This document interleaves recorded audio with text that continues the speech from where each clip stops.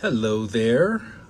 So I've been getting a lot of DMs asking me about my upcoming meditation teaching tour and all kinds of questions. Questions about what's actually being taught and about what's the difference in this and other styles of meditation and just a bunch of questions. So I wanted to just take an opportunity to go over some of the more frequently asked questions to give you guys a better sense of what this actually is and what it's actually not. So as you know, I am facilitating an upcoming meditation teaching tour in October. Okay, so one question that I've been getting is, why is it important to have a meditation practice that you enjoy? In my experience, when you don't enjoy your meditation practice, which was what I experienced in the first 3 or 4 years after first exploring the world of meditation, and for me it was back in the mid-1990s, if you can believe that. Meditation was incredibly difficult, and with anything, just take meditation out of it, right? With any habit, any skill that you find to be incredibly difficult, you are less likely to do it on a regular enough basis to get the full range of benefits from it. So the reason why it's important to enjoy your meditation practice is because it increases the chances exponentially of you actually doing it on a daily basis. And the thing is, there are a lot of benefits that have been reported and researched in meditation. And if you're not meditating on a daily basis, then you are not going to be experiencing those benefits, unfortunately. So it needs to be more than just something that we do every now and again. It needs to really be something we do on a daily basis. And I always say we want to get it out of the chore category and into the delight category. One of the biggest misconceptions is that meditation is supposed to be hard, right? You're supposed to sit there and writhing in pain, and you're supposed to fight your monkey mind, and you're supposed to wonder how long this is going to last. And again, that was my experience the first few years when I got into this meditation stuff. And then when I met my teacher in 2003, and he taught me the Vedic style of meditating, it changed my entire relationship with meditation literally overnight, meaning within a couple of days. And I went from a reluctant meditation dabbler to becoming an enthusiastic daily meditator. I never thought that was possible. I never thought it was possible because my experiences prior to that were very spotty. I never really felt like anything was happening. I felt like I was just staring at the back of my eyelids. And so when I discovered this style of meditation that actually felt like you were experiencing a tangible sense of bliss, it was amazing. It was like doing drugs without doing drugs. And I literally couldn't get enough, and I would wake up in the morning excited about sitting to meditate. So that has become my standard, not just as a practitioner, but also as a teacher. If someone isn't experiencing meditation in that same way, if you're not anticipating it, if you're not looking forward to it, then all that means is that you don't understand it well enough, just like I didn't understand it well enough before meeting my teacher. There's nothing wrong with your brain. You don't have a monkey mind. There's nothing wrong with your body. It just means you don't understand it well enough. And one analogy that I've used in my teaching over the years is swimming. And for those of you who read Bliss More, you probably came across this story. I didn't learn how to swim until I was in my mid-30s, right? Imagine that.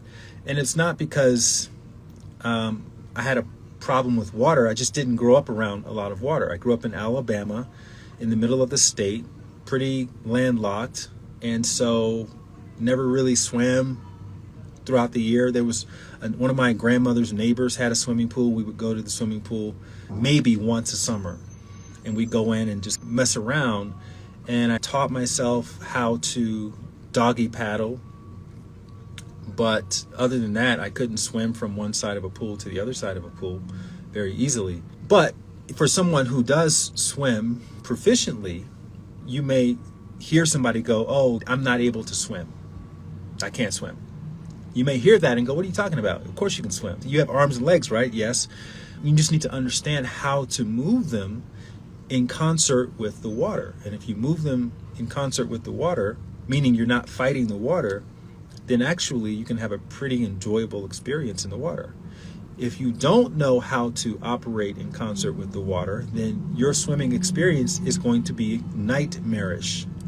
So that's how a lot of people experience meditation. They have this kind of nightmarish monkey mind, feeling like they're getting attacked, or the volume on their brain is getting turned up or something like that. And it's because they haven't learned how to meditate in concert with their mind. Once you learn this mechanics, it actually is quite enjoyable. And again, this was my experience. So it's one of the things that I'm very, very grateful for my teacher for showing me how to do, because it changed everything. The quality of my meditation literally it was exponentially greater after studying with someone. And I just didn't understand or appreciate the value of having that kind of experience. Okay, so another question. How does the training exactly work? How does this Vedic meditation training work? Okay, so it's broken down into 4 sessions. Let me start by saying this. You don't need to know anything before the training. You don't need to have read any books. You don't need to have any prior knowledge. In fact, the less you know about meditation, the better, from a teacher standpoint. So a lot of people think, "Oh, I don't, I've never been to a yoga class, so I'm not going to be that great at." No, you don't. That's actually a better position to be in if you've never had any exposure, because that means you don't have any bad habits. And inevitably, everyone that I've taught, the thousands and thousands of people that I've worked with over the last 15 years, no one has known exactly what I was going to teach them prior to coming to take the training. And the people who did think they knew, we had to spend time to deconstruct their bad habits in order to build up the good habits. So the people who don't know anything about anything oftentimes accelerate a lot faster than the people who think they understand what I'm going to be teaching them, or how meditation is supposed to work, or what have you. Okay, so session 1, you witness a ceremony, which is basically me singing a puja song in Sanskrit. It's an initiation ceremony, which just means that you're starting this technique. It's something that's been happening in India for thousands of years. It's secular, it's not religious, and it's very beautiful and it's colorful. And then after that, I take you into a private area and I whisper a personalized mantra into your ear. And then you're instructed not to write it down, but just to experience it in your awareness while you're meditating. And then I start to show you how to use it during meditation. Just enough to give you an opportunity to go off and use it on your own in meditation once or twice. Okay, so that usually gets people's attention, because a lot of people may have heard of the word mantra before, but you've never quite used the mantra in this way. And this is why going out and finding a mantra to use online somewhere, it never really works, because it's not about having a mantra, right? It doesn't matter if you have a mantra. Having a mantra is kind of like having a key to a car, okay? And some cars are automatic, some cars are manual. So let's say the car was manual, but you don't know how to drive a stick shift car. You can have the key and you can be in a car and you can be somewhat familiar with cars, but if you don't know how to operate a manual shift car, then it's going to feel very clunky. The experience is going to be very clunky. And so using one of these mantras in this way is kind of the same thing. Like, you have to learn how to use it properly in order to unlock the effects of the mantra. And that's basically what we spend the rest of the time doing. So when you come back to session number 2, first thing we do is we talk about your solo meditation experiences, because ultimately you're going to have to be doing this on your own, okay? And that's what makes you self-sufficient as a meditator.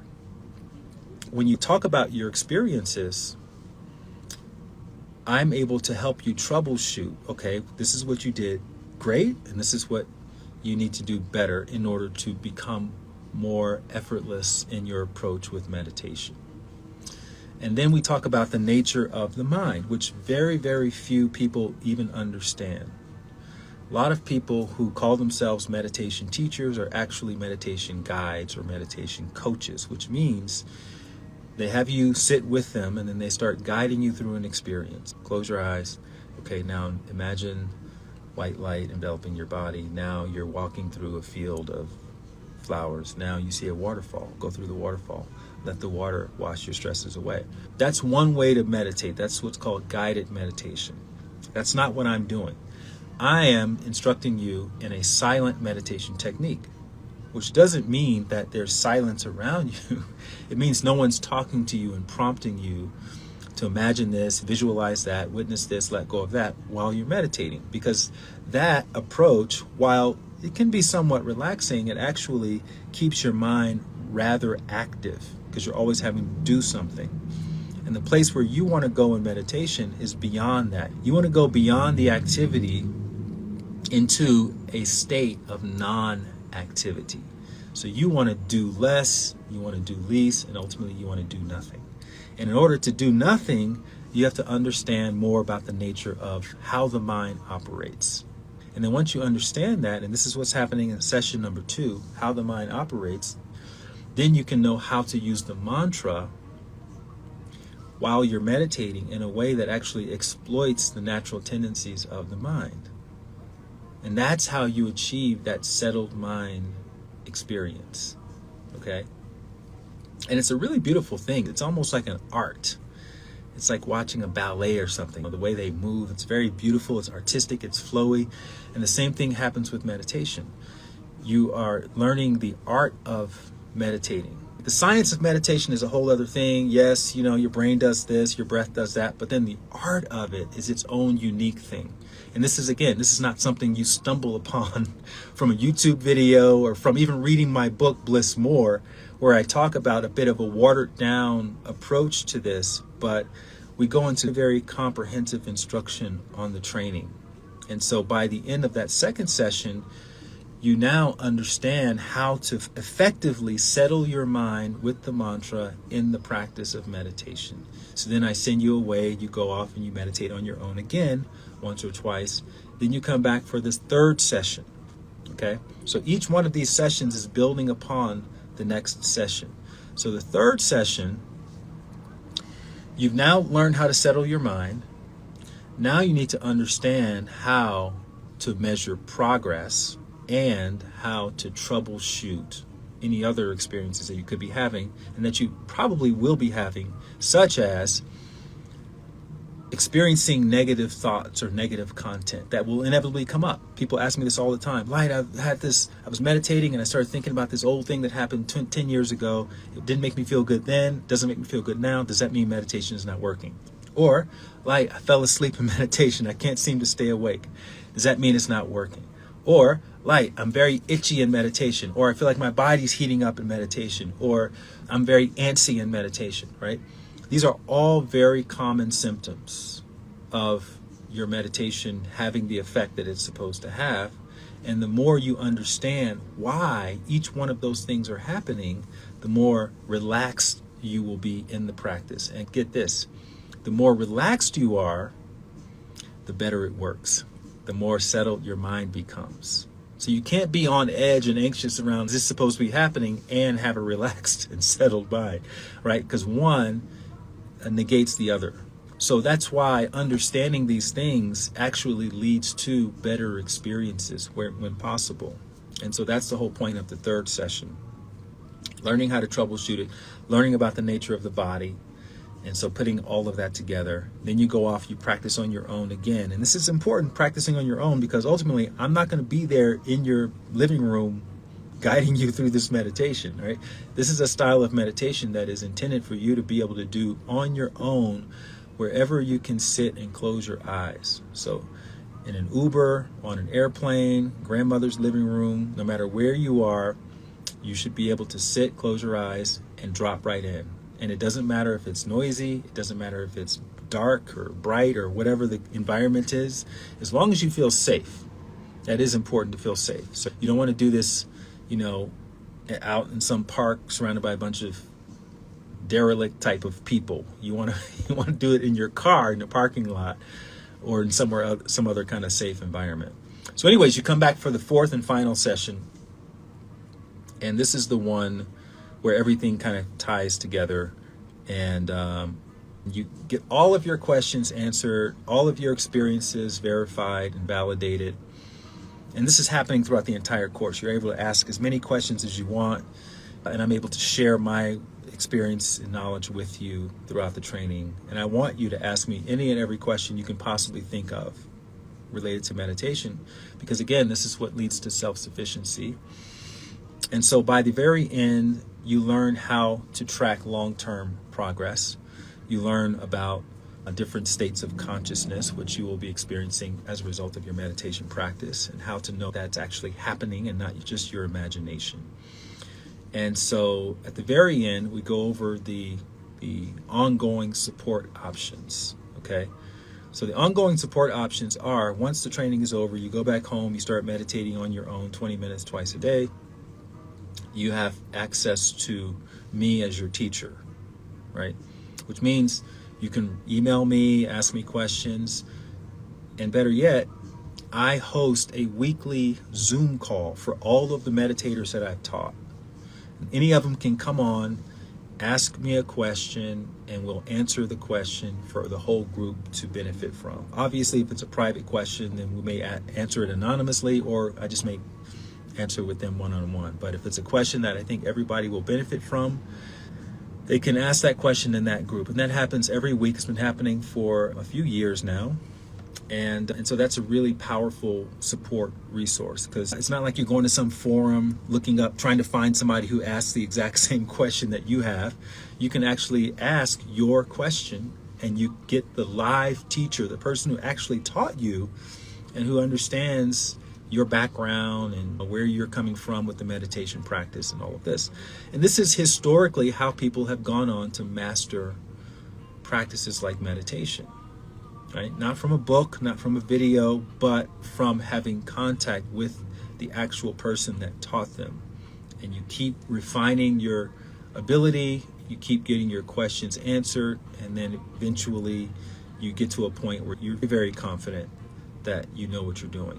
In addition to that, I also send out check-in emails every few days in the beginning, and then every week, and then every other week as we get years into it. Just giving you different tips and reminders of what you learn in the course. And then the next time I go to that area to teach, I always invite all the people that I've previously taught in that area to come back and sit in on one of the sessions and just experience it again as a refresher. And what happens is, now that you have experience under your belt and you go back and you hear the session again, then you hear it almost like it's for the first time, but it's now integrated with your experience. So that's a way to help you refine, and that's something that I did a lot when I first learned all of this. So all that to say, this is probably the most comprehensive and personalized approach to learning meditation that you're going to find. And it's also, in my experience, the easiest style of meditation to do on a daily basis. It's very delightful, it's very deep, and you're not going to even be tempted to download Calm or Headspace or one of the other apps after you take this training, because you're going to have such enjoyable experiences just in your own consciousness, that having someone telling you in your ear, telling you, think about this and witness that, it's too, like, I don't need all that. So that's how you know that you've graduated from the apps, and now you're starting to sort of elevate your relationship with meditation, is because you don't rely so heavily on guidance. And again, speaking historically, guided meditation is not something that people did, a long time ago when meditation was first on the scene. Most of it, if not all of it, was silent meditation. And so it's really the more traditional way to meditate. It's just wherever you are without needing, apps and whatnot. So some of the other benefits, you can meditate anywhere where you can close your eyes. We talked about that. You have a personalized mantra. We talked about that. You learn how to troubleshoot your own experiences. So that's a very important thing as well, because again, it can feel like it's a bit all over the place in the beginning, but if you can stay relaxed throughout the process and you won't feel like, oh, I'm confused and I'm having to use shoddy guesswork. And if you don't know what you're doing, you can always reach out to the person who taught you and they can give you some suggestions or feedback. Okay, so again, this is Vedic meditation. So another big question, how is this different from other styles of meditation? All right, the main one that it gets compared to is transcendental meditation. So transcendental meditation, very popular style of meditation. So long story short, my teacher, who is a Vedic meditation teacher, actually was a transcendental meditation teacher for, I think, 30 years or something like that. So he basically, when he left the TM organization, they said, look, you can leave, we can't force you to stay here, but you can't call what you teach transcendental meditation. So my teacher said, okay, well, transcendental meditation is really a branded form of Vedic meditation. So I'll just call it the generic term what it is. It's kind of like rollerblades is a generic form of inline skates. So Vedic meditation is sort of the generic version of the same style of meditation that transcendental meditation is. And that's why I get a lot of transcendental meditators coming and taking my training, and they say to me often, this is actually just like the TM training, except it's better. I won't get into why it's better than that, but it's essentially kind of the same thing. Well, what about Vipassana? Okay, so Vipassana is a different style of meditation altogether. Now, full disclosure, I've never gone to one of those 10-day long Vipassana silent retreats. But from what I've experienced as a teacher, because I teach a lot of people who've been to the Vipassana trainings, it's basically the Vipassana approach. It's more of a monastic style of meditating. And what I mean by that, and this is very easy for you to verify on your own, okay? How do you know if a style is monastic? Go to the place where that style is being taught, okay? Look at the people who are teaching it. Look at the people who are excelling at it at the highest levels. Not the people who are just starting out, but the people at the highest levels of it. If the people who are experiencing that technique at the highest levels are wearing robes and they have shaved heads and they're celibates, that's a monastic tradition, okay? Which means if you want to excel at that style of meditation, do it every day and whatnot, get the expanded consciousness, whatnot, and reach the highest levels of that style, then that means that you're at some point, you're going to be at a crossroads where you're going to be tempted to give up your current lifestyle and start living a more of a monastic lifestyle in order to keep excelling at that style of meditation. Now, is that good or bad? Neither. It's not good, it's not bad. It's a matter of personal preference. But that's one of the reasons why experienced styles of meditation like Vipassana, which is kind of like a marathon version, like I'm going to run a marathon. It's like a marathon version of meditation, right? It's very challenging, but once you get past the wall that you're going to be hit maybe on day 4 or 5, then you're always glad that you stuck it out until the end. But the going home program with it is 2 hours a day, 1 hour in the morning, 1 hour in the evening. Now, what you're going to find is that 2 hours is very difficult to sustain for a long period of time without adopting more of a monastic tradition, which means you stop going out, you stop socializing, everything gets in orbit around that 1 hour in the morning and that 1 hour in the evening. Again, it's not good or bad, it's just a matter of preference. What kind of lifestyle do you want to adopt? One of the things that I really loved about this Vedic approach is that it's intended for householders, which means it's only 20 minutes in the morning, 20 minutes in the afternoon or evening. Everybody has 20 minutes. Meditating longer than that, longer than 30, 40, 50 minutes, starts to create a strain on the schedule. And if you have kids, if you have lots of demands, it's not impossible, but it's not surprising that a lot of people find it difficult. So just keep that in mind. There's no bad meditation out there. It's just a matter of how hard does it feel, because the harder it feels to do, the less likely you are to do it every day. because it's having to fit into all the other stuff that you're already doing. And if it challenges your lifestyle, then it's also going to feel hard to do, or you're going to have to at some point give up your lifestyle, which obviously you probably don't want to do. And I'm not talking about going from eating a certain diet to another diet. I mean, your entire lifestyle is going to change. Going from being in relationships to not being in relationships. That's a major, major lifestyle shift. Okay, so let's move on. Is this the same style of meditation you teach on your retreats? Yes, it is. The retreat experience is obviously more comprehensive because we have more time together. So my retreats are typically anywhere from 4 to 5 days, sometimes up to 7 to 10 days. And that's including the meditation practice plus knowledge talks that happen on a daily basis, which are also very valuable. Those knowledge talks that happen on the retreat happen in the ongoing support though. So when you take the basic training, which is what I'm offering on the tour, then you still get access to the knowledge. They're happening on a weekly basis. Okay, like, how do I become a Vedic meditation teacher? Another common question I get. The way you become a Vedic meditation teacher is you practice an amount of time, I would say minimum, and then from there, there are other advanced studies that become a teacher. So I would say get to the 2 to 3 years of daily practice first, then we'll talk about what it takes to be a teacher. Okay, what other questions did I have here? How do I know this is going to work? So far, I haven't taught anybody that couldn't learn what I had to teach. Now again, I can lead the horse to water. I can show you how to do it. I can show you how to settle your mind. But I can't be in there in the living room with you, forcing you to meditate. But what I've seen is that when you are consistent, you get the same results that other people who have been consistent receive. And that's what it comes down to, is how can I get you in the best possible position to be consistent in your approach? And the way to do that is to help you enjoy it. To help you enjoy meditating enough that you look forward to doing it. Are there any hidden costs with your training? No, there's one payment, and your one payment will advance fund all of your future ongoing support with me. So I don't want you feeling like you can't reach out to me if you have a question, right?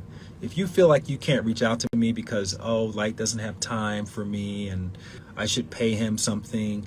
If you have that conversation going on in your head, you're not going to reach out, which means you're going to have to use shoddy guesswork, which means your meditation quality is going to suffer. So I want you to pay a meaningful amount, and that's why we charge what we charge, so that you feel entitled enough to reach out for support. And because I feel like I'm getting everything that I need to make the time for you, it turns into this really beautiful exchange. And that's historically the way that people have become masters at the meditation. So it's a one-time cost, but that's all you pay for life. So initially it looks like, oh, that's a really expensive training, but actually when you factor in the ongoing support, the ability to come back and sit in on trainings in the future and all of that, the weekly sessions, it's actually the cheapest meditation on the market. Okay? All right, so those are the major questions. I want to thank you all so much for reaching out, and the spaces are filling up. It's super exciting. I really can't wait to meet you all in person in LA and Atlanta, New York, and London. And again, that's happening in October. We have a special discount that expires this Friday, so definitely check that out. Go to lightwatkins.com/tour to get the information. Thank you all so much. Thanks for tuning in, and I'll see you soon.